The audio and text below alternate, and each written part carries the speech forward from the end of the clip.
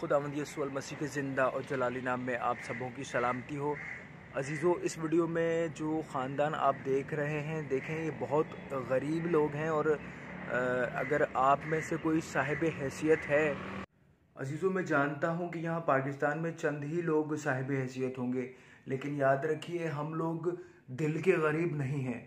तो जितना हो सके आप इस ख़ानदान से रब्ता करें। खुदा ने अगर आपको तौफीक दी है तो आप ज़रूर इनकी मदद करें ताकि ये हमारे साथ मिलकर क्रिसमस की खुशियों में शरीक हो सकें। God bless you all.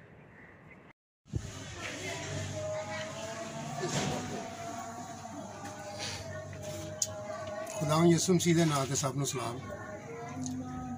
Sir मैं एक ना गरीब घराना तलक रहा तो मेरा कारोबार कोई नहीं है, मेरे को पैसे नहीं है।